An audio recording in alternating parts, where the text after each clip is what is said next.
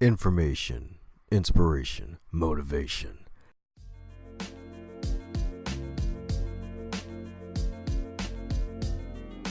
You are now listening to the Going North podcast, where you're going to get all three of those things and more.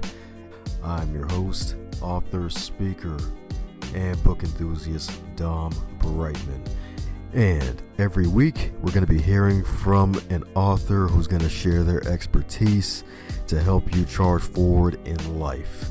Now, let's get on with the show.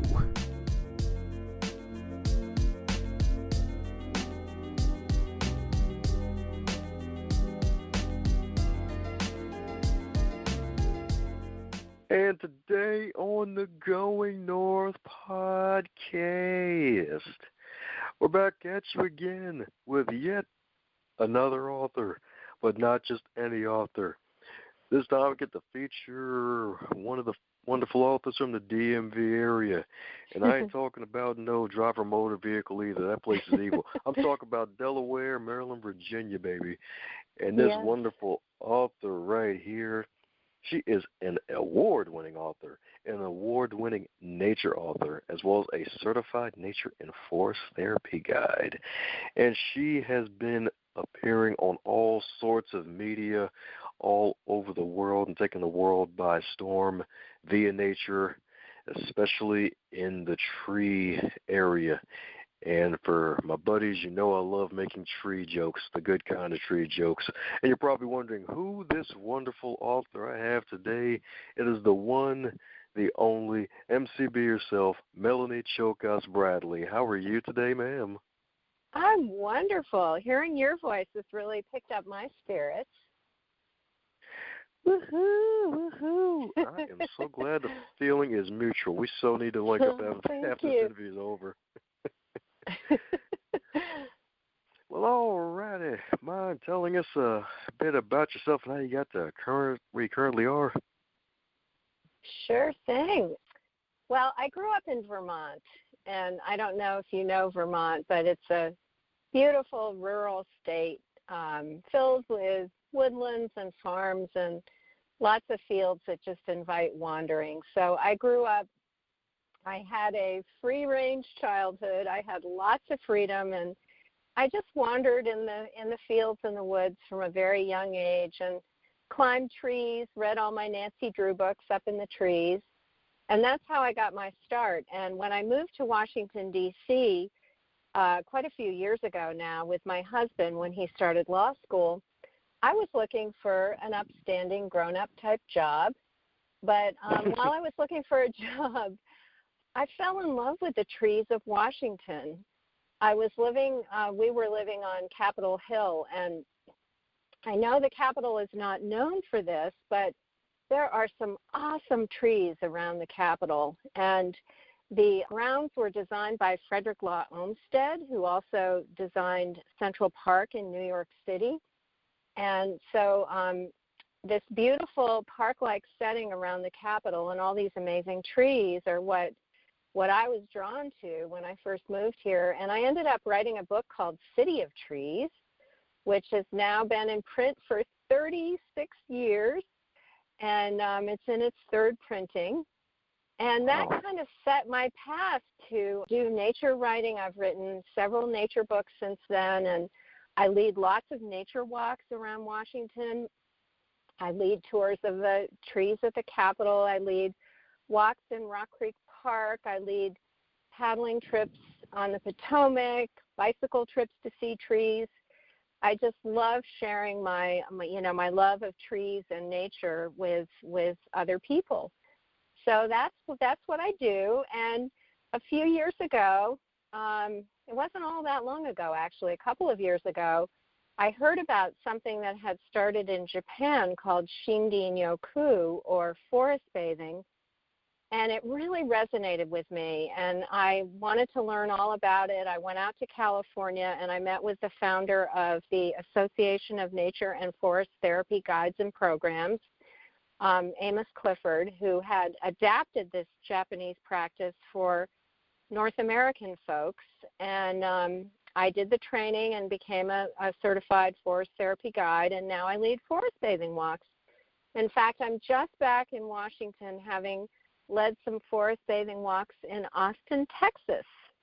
I was invited down there to lead some walks, and it's really what forest bathing is just full immersion in the beauty and wonder of nature. So you turn off your phone, you unplug from electronics, you breathe deeply, and just enjoy the beauty around you. And it's something you can do in the city.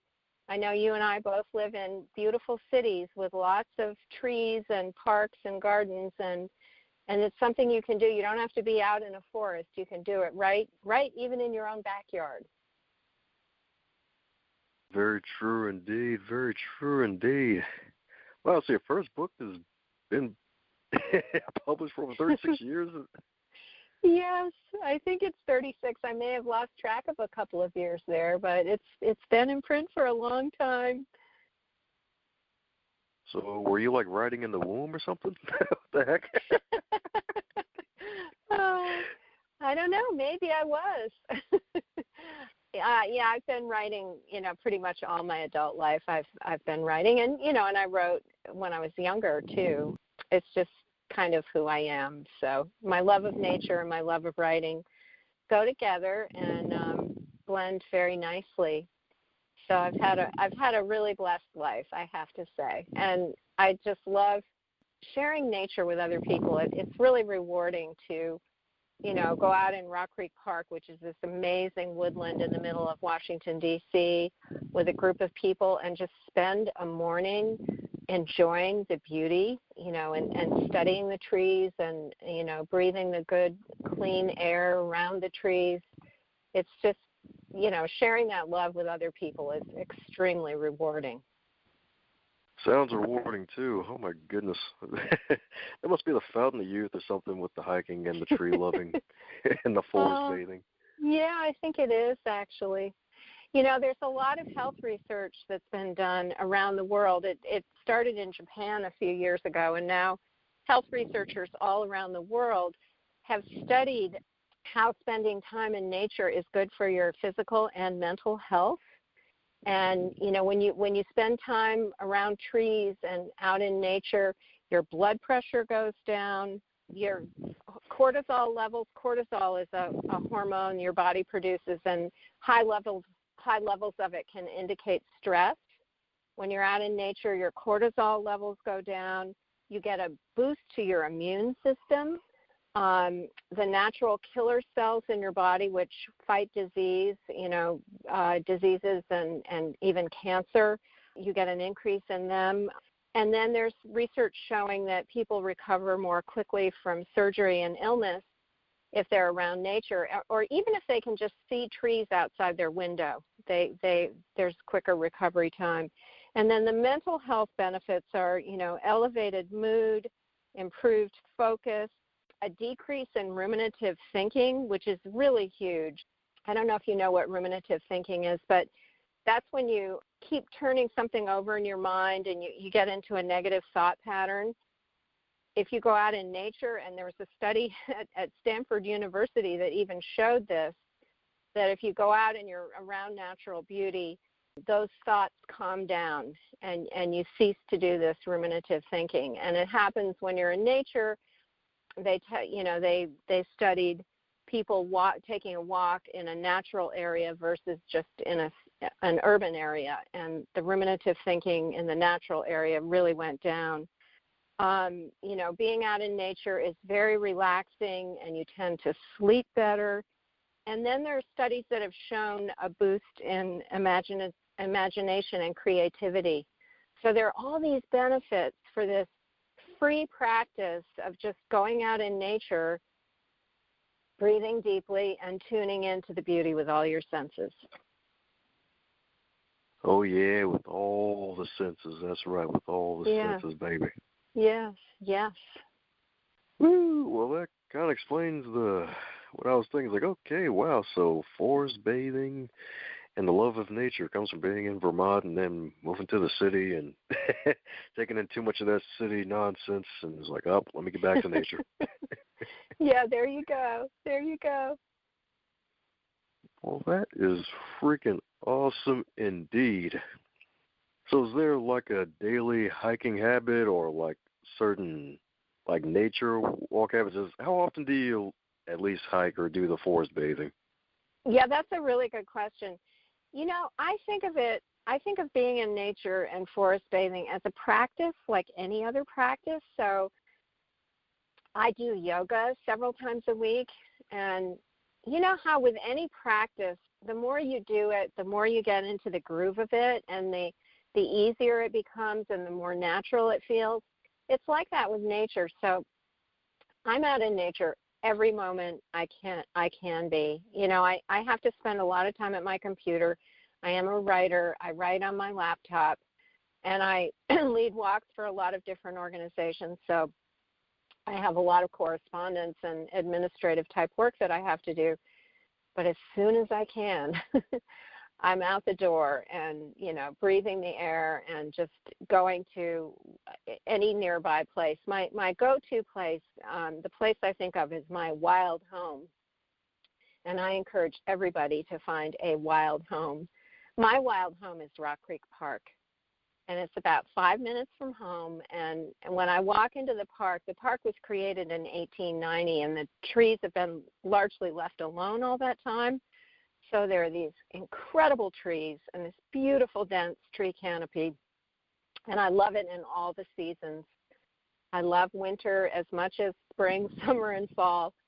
And when I enter the canopy in Rock Creek Park, I just, I start breathing more easily. And, all these health benefits that are shown in the tests, I feel it. I feel my blood pressure going down. I feel the stress hormones going down. I just feel better.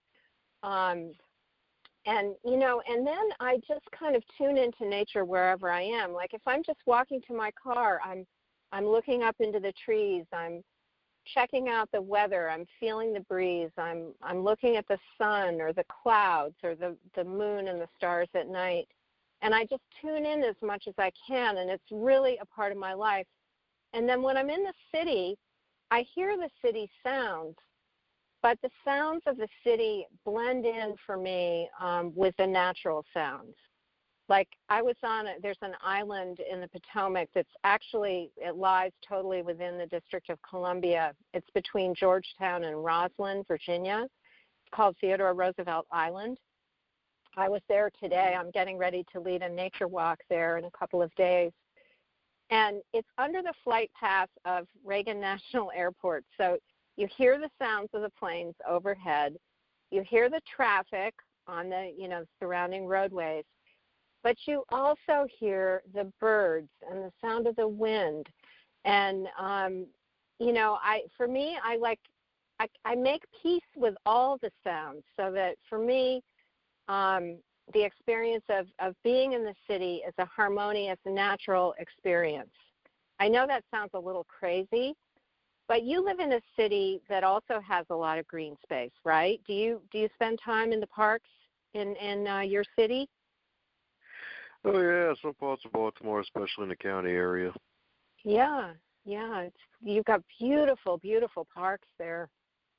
So and I lead a lot of forest bathing walks right in the city, and I try to help people feel this kind of harmonious thing that I experience where, like this last fall, I led some forest bathing walks in the garden behind the Smithsonian Castle. It's right next to Independence Avenue, so there's a lot of traffic. But we got into such a relaxed, calm, and joyful state when we were in the garden that hearing the traffic just sort of blended in with the sounds of the birds around us and the sound of the wind. And it was just a very pleasant experience for people.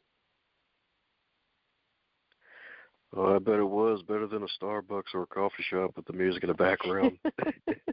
Yeah. Well, beautiful indeed, beautiful indeed. I guess in a way the acoustic noise, reminds you that you're still alive, and it helps you to, in a way that can possibly increase your level of focus too, right? It does. It really does. I find that I get my best ideas when I'm walking in the woods. Almost every good idea I've ever had, I've had the idea while I was walking, or maybe some while I was dreaming. But it's kind of similar. I mean, when you're in that, very relaxed state, and your creativity is, it just heightens your creativity. I also find that being out in nature is really good if you have a problem, if you have something that's bothering you, and you take a long walk in a beautiful place. It's incredible how you will either come up with a solution that just seems to materialize out of the air, or you'll realize that it just doesn't bother you anymore. So I find that, anything troubling me, if I'm grieving, if I'm worried, if I'm depressed, if I go out in nature, it's just like a healing balm. And it's totally free and totally safe, and you don't have a hangover the next day. Oh, yeah. That's actually a good thing about getting drunk with nature. You don't get the hangover. Yeah, right. You get the high without the hangover. That's right. That's right. And if you say something crazy, the trees will agree. Oh, they will. They can tell the trees can hear some crazy stuff, and they just take it all in, and it's just part of the conversation. And rocks are really good too. I have this thing that I do on forest bathing walks where if we have, if we're in a place like, I know you have a lot of nice streams and rivers in your city, and we do here too.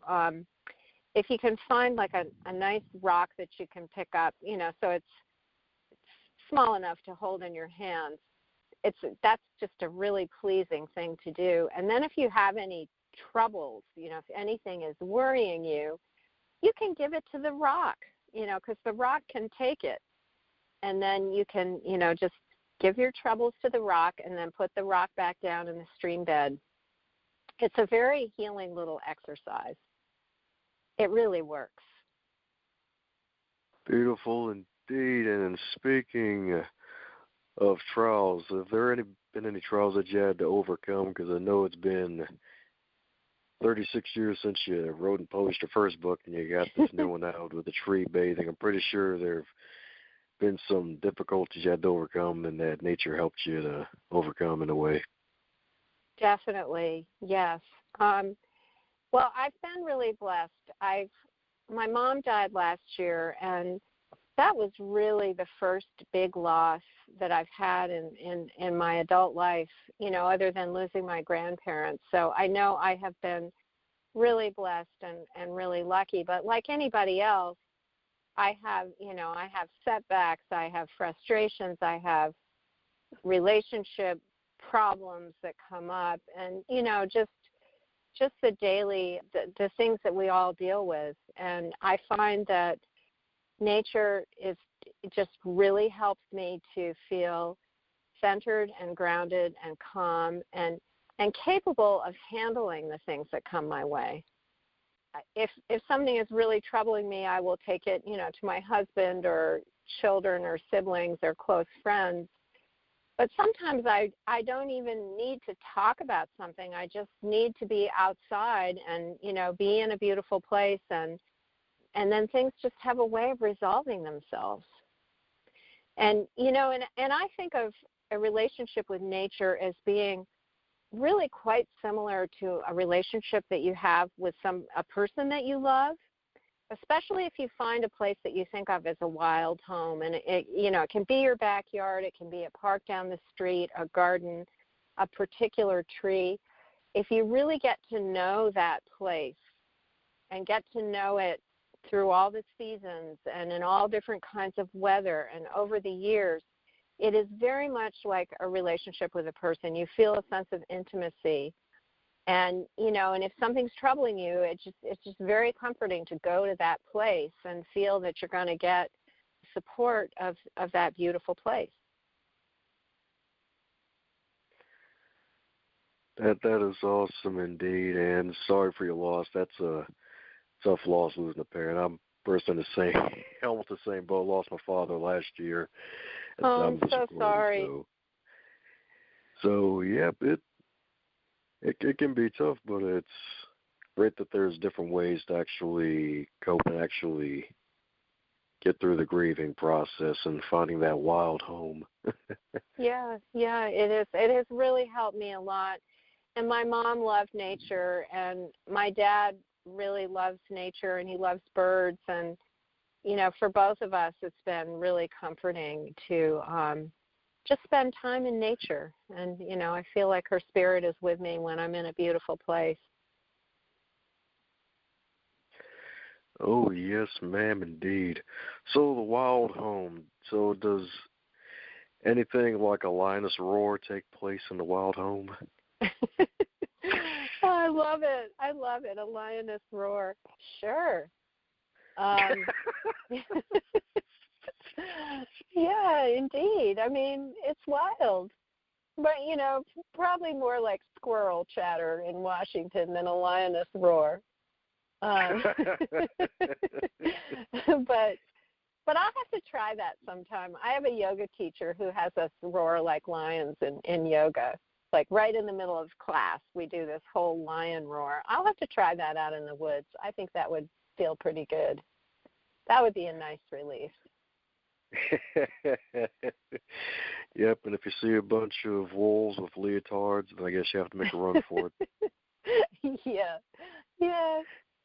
I led a walk a couple of days ago in Austin, Texas. It was a family walk for the YMCA there, and we had lots of children on the walk. A lot of them were under the age of 5. And just to see the way those kids went wild was it just brought joy to my heart. I took them down to this little stream, and they were all in the water in 1 second. And they just, were wading in the stream and playing with the rocks and climbing up the sides of the hill, and they just went wild. And that's what kids need to do. They need more of that kind of wild time. Agreed. It'll make them stronger in the end. Oh, yeah. And we're all too plugged in. We're all too plugged into our electronics. And when we just, turn them off and go out in the woods and just be our wild selves, that's one of the best things I think we can do. Oh, yes, ma'am, indeed. So speaking of going out, you also had some travels in Japan where you discovered the forest bathing. Did. Mind going deeper into that? Oh, sure. Yeah, that was a wonderful trip. Last fall, I went to Japan for 3 weeks with Amos Clifford, I mentioned him earlier. He founded the Association of Nature and Forest Therapy Guides and Programs in Sonoma County, California. And his organization does trainings of guides all over the world. So I went with him and with his wonderful wife, Michelle, who's an artist, and 2 other forest therapy guides, one of whom had lived in Japan. So he spoke the language, and he was our translator. And we really needed to have him with us because we were in a lot of places where nobody else spoke English. And we traveled throughout the country, and we had arranged for us forest bathing walks with Shindin-yoku guides throughout the country. And we went to Okatama, which is a couple of hours outside of Tokyo by train, and there are 2. In Japan, they've got over 60 forests that are certified for forest bathing. And they have, healthy air and lots of trees and flowing water. They have requirements before they certify these places. So there were 2 of them in Okatama, and we went on walks on 2 different days there. They were wonderful. And then we went up into the Japanese Alps, and we went on walks up in the Japanese Alps with forest bathing guides. And then we went to Kyoto and then to Yakushima Island, which is a semi-tropical island way in the south. And the whole island, almost the entire island, is a national park and a World Heritage Site. It's really wild. So we just had an amazing time, and it was so wonderful to meet the Japanese guides. And they had just such simple ways of helping us to tune in to the beauty of nature. We would listen to flowing water. They gave us some stethoscopes up in the Alps so that we could put the stethoscope right in the water and hear the water through the stethoscope. They have yoga platforms deep in the forest, and we would, be on a forest bathing walk, and then we would do a yoga practice. They had us smell all kinds of delicious smelling flowers and leaves, hug the trees, walk in icy cold water, and then splash in the mud barefoot. Just a lot of really simple, fun things. And then they have incredible infrastructure for forest bathing in Japan. They have signs along the trails that talk about the health research and the benefits to being out in nature, being near waterfalls, listening to the wind, all the things in nature that are, beneficial to your health. They have these benches that are designed so that you can lean back in them and look up at the sky, so you can forest bathe during night or day. And I mentioned the yoga platforms. They have tea houses deep in the woods for forest bathing walks so that you can come in and have a cup of tea and sit by the fire. They just very thoughtfully have arranged things so that when you're in the forest bathing, there are all these delightful aids to make it a really pleasant experience. They also have a lot of wheelchair accessible trails, which is really nice, and I'm hoping we're going to have more of those here because it's so soothing. If you're in a wheelchair, if you can, wheel right up to the trees and the flowers, it's just so therapeutic. So, yeah, the trip to Japan was extremely inspiring. And then we took part in the health research, too. We had our blood pressure checked before and after every walk. We had our stress hormone levels checked and our pulse and, other vital signs. And we also went to Dr. Miyazaki's lab at Chiba University. He's one of the lead researchers in, demonstrating that being out in nature is good for your health. We had our brain waves measured when we were looking at forest scenes and city scenes. So we were participating in the health research both in the lab and in the field, too, while we were in Japan. So it was all around just an incredible experience. Oh, I bet indeed, especially with the feet in the mud. So anyone become a mud monster? Yeah, it was so much fun. And and the water that we walked in, this one guide, he was very playful up in the Alps, Kariki. He was just such a great, cool guy, and people come from all over the world to train with him. And he had us splashing in this water that, it just felt like, it was so cold, it felt like your ankles were being sliced by knives, and he was just joyfully, marching through the water. And then when we got out of the water, he had this huge mud puddle he just had us stomping around in. It was great, just great. The joy of childhood. Oh, yes. That's the thing. It is. It's. I think what forest bathing really is, it's just kind of recovering that childhood joy.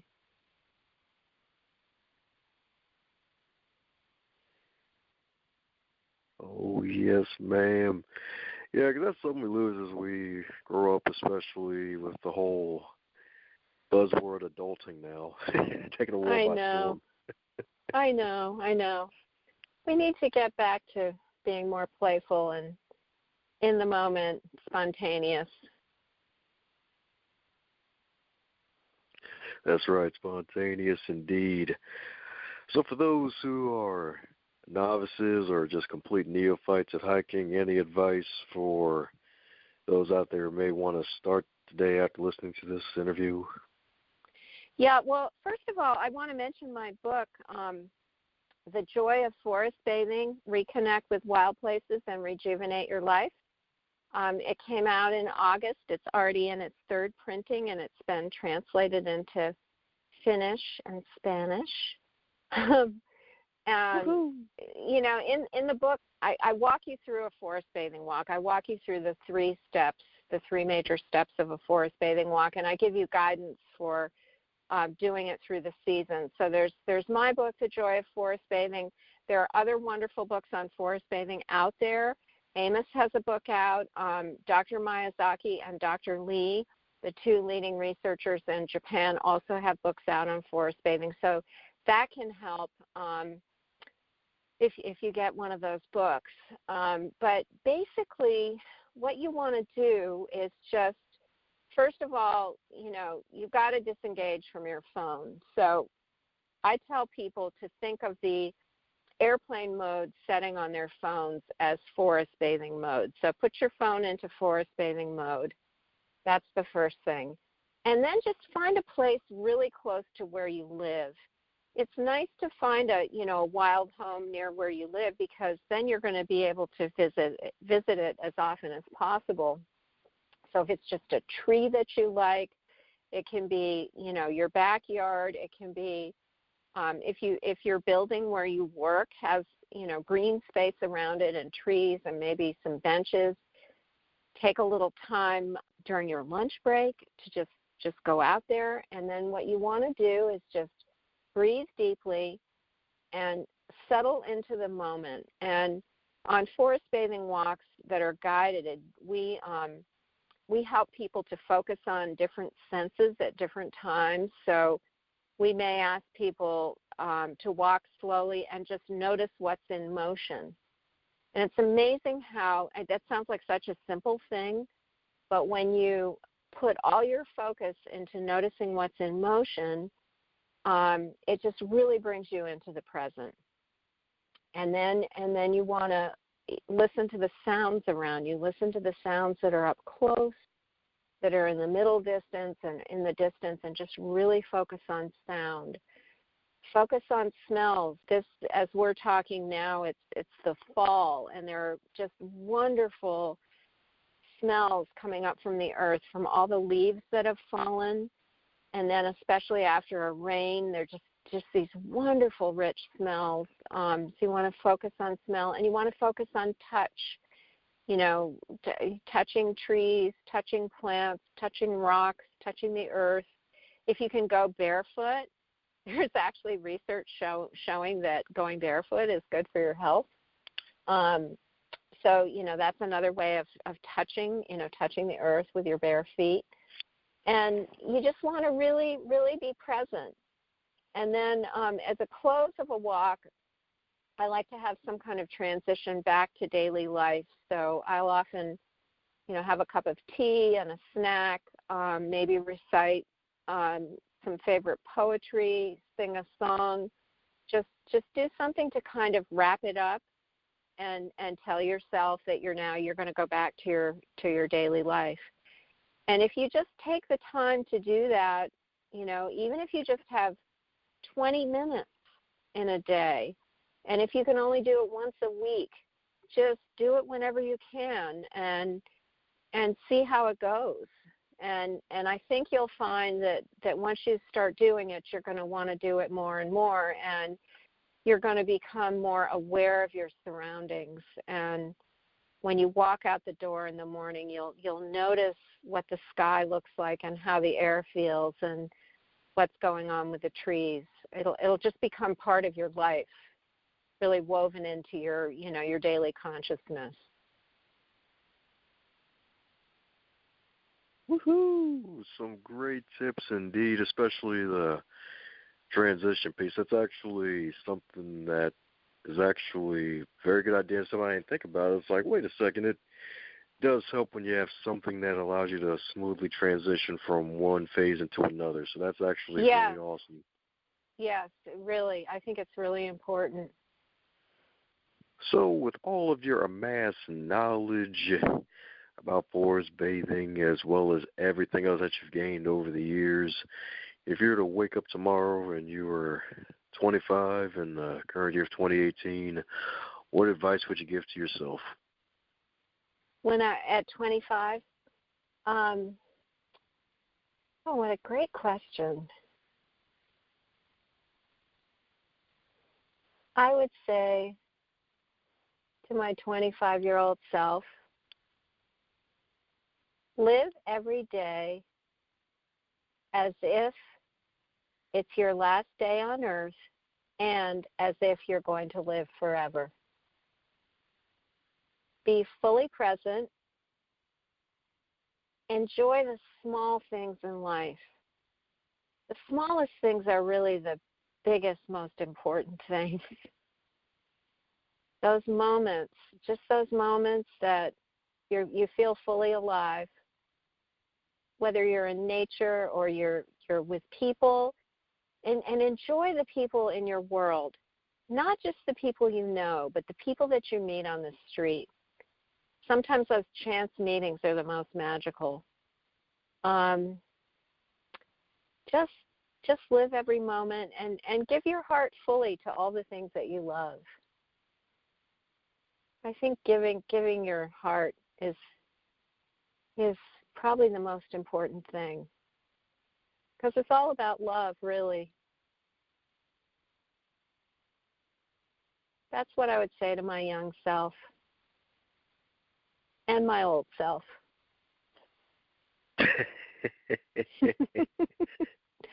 My old self, it feels like I still feel like I'm 25. Sound pretty close to it. Had me fooled. Oh, good. Oh, good. Yeah, 36 years ago. Okay, right from the womb. That's what I'm talking about. Oh. Woo! Well, for all the folks who want to one day join you on your hikes and keep up with what you're doing, how do we keep in contact with you? Yeah, so I have a website. I don't do social media at all because I'm trying, I really try to limit my time plugged in and maximize my time outdoors. But I do have a website, and it's just www. and then my name, which is a long hyphenated name. Do you want me to spell it out? Oh, don't worry. I'll put it in the show notes. Okay, yeah, so it's myname.com, and I have my events for each season are on my website. And most of my events are focused in Washington, D.C., but I have been traveling more and doing events in different places. My books are on there, The Joy of Forest Bathing, my new book, and then my other nature books are on my site. And then I have a lot of stories on the site about forest bathing and just spending time in nature. So that's probably the best way is through my website, and I do have my email address. I have a contact page, and so you can email me, and I'd be happy to hear from anybody who wanted to know more about forest bathing.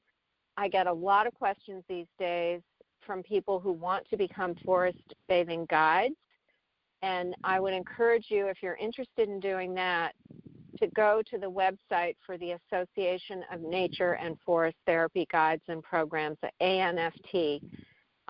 If you do any simple forest bathing search, they're going to pop up right away. They're located in Sonoma County, California, but they do trainings all over the country and all over the world.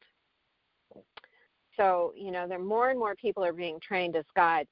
I was the first guide trained in Washington, D.C., and that was just a couple of years ago. And now we have 15 certified forest bathing guides in Washington.